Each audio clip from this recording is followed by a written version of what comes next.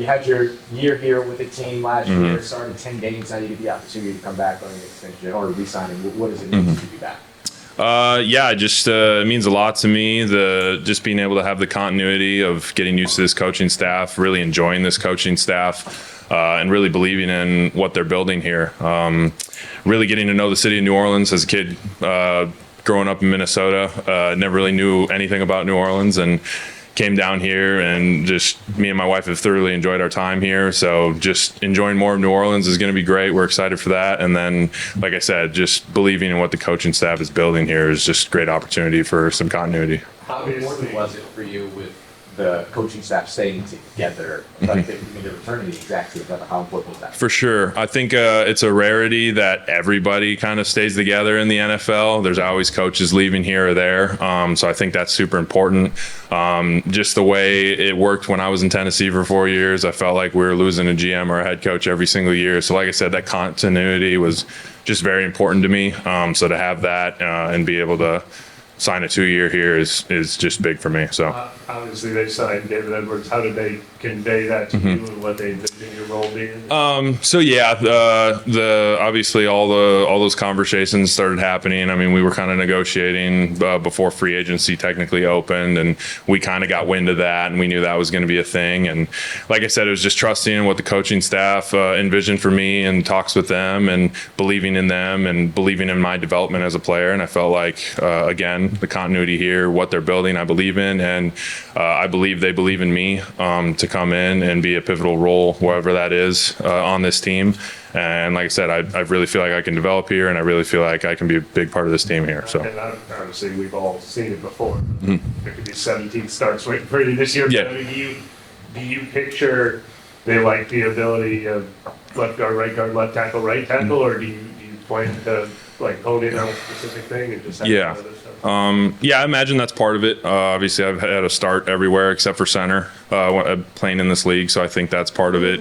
Obviously, I've shown that I can start 17 games if needed, or 15 games when I did with Tennessee, 10 games last year, whatever position that would be. So yeah, whatever role has me playing football. I mean, I signed a contract to play football wherever they want me, wherever they need me. That's what I'm going to do. Obviously, I wish I could start 17 games, and I wish I'm going to start 17 games. We'll see how it all unfolds. But yeah, I'm excited for the opportunity and just seeing where that role exactly is this year. What do you think about Will Clapp running the coaching staff?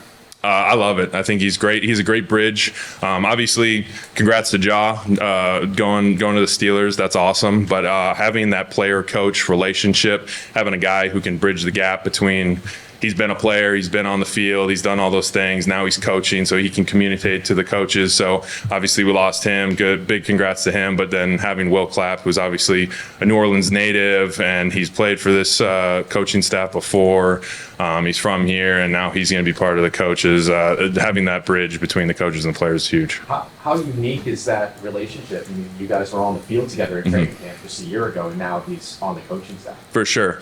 Yeah, obviously he was coached by Nugent before with the Chargers, so even like going into OTAs last year, just realizing, working out with him explaining to us what Nugent expects out of us and everything, and yeah, just being able to bridge that gap already. And then obviously, like I say, he's from New Orleans, so it was my first year in New Orleans last year. He showed me around, got to go golfing with him, told me all the good spots, where to eat, all that stuff. So yeah, having a guy like that in the room is a big difference for making guys comfortable, getting guys in, team morale, all that stuff. So How different is that locker room without Mario?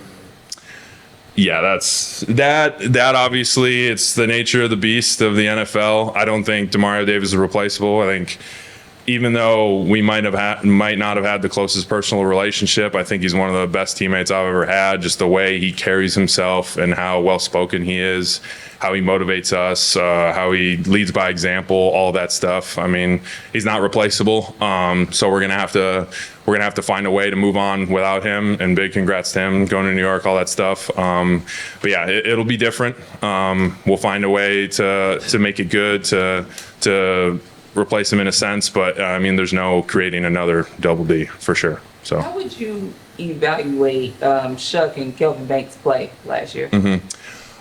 Shuck and Kelvin, I guess, in my opinion, I think the confidence as a rookie I don't think I've seen that in my 4 years. From my experience and my humble opinion, playing next to Kelvin, was he perfect? No. I thought he was good. He was great. But the way he was able to come back from any rookie mistake, I mean, every rookie's going to have them, whether it's whatever, an MA or, Nick Bosa got around me on a rep or something like that. The way he was his mental fortitude to come back from every rep like that was very impressive to me, because I know I was not like that as a rookie, but just seeing a guy be what was he, 21, 22 years old, and just be mature enough to handle that pressure. And then having Chuck come in and just command the huddle, having that confidence and that command as a rookie was just very impressive. I don't think you see that in a lot of rookie quarterbacks. I think a lot of rookie quarterbacks, obviously they have a lot to deal with. So no knock on anybody who struggles with that part of commanding the huddle, but I don't think I've seen that a lot with other rookie quarterbacks, the way Chuck is able to command the huddle and just basically be the captain of the ship right away without any hiccups. So how big of a factor was his development and just the trajectory of the team towards the end of the season last year in your return? Yeah, I think it was huge. I think we ended up, obviously, we got knocked out of the playoffs early. So, you trade away players, you lose players here or there. And next thing you know, you get injuries. And I think just being able to win a lot of those games and having a chance to win that last game with whatever guys, honestly, we threw out on the field. And seeing the way Shuck still led and commanded the huddle, knowing that he didn't have his original Shaheed, Chris Olave, Brandon Cooks that we started the year with, and just like picking everybody up around him, and still being able to put together, I mean, what would we score in that Titans game? Over 30 points and stuff like that. So just being able to do that with a team that is down and out of the playoffs and a lot of injuries, a lot of trades. There's not a lot of hope for the season, but him to just come in, command the huddle, and still want to win games and put up all those numbers that he did, I think is very impressive. So those 10 starts last year really benefit you? Do you feel like your game took a step forward? Or for sure. Yeah, I think I definitely took a step forward in development. Obviously playing, the more you play, the better you're going to get. So yeah, I think those 10 starts were huge. I'm excited to build off of that. And it's obviously better than the alternative of obviously than if I wouldn't have been starting those 10 games. So I'm excited to build off of what we put together last year. You were in the same division with him for several years, but just your first impression of Travis Etienne, the Saints signing him, and obviously like that the clear focus of like wanting to improve the run game going into this season. For sure, yeah. Played Travis Etienne quite a bit when I was in Tennessee. Obviously, he was part of I'm not on the defensive side, but he was part of the defensive game plan. I mean, we knew he was a problem. We had to stop him. So, yeah, very impressive player. Excited to have him part of the team. And then, obviously, the run game needs to be better this year, especially as offensive line. We know that, what were we, like 30th or whatever it was not acceptable.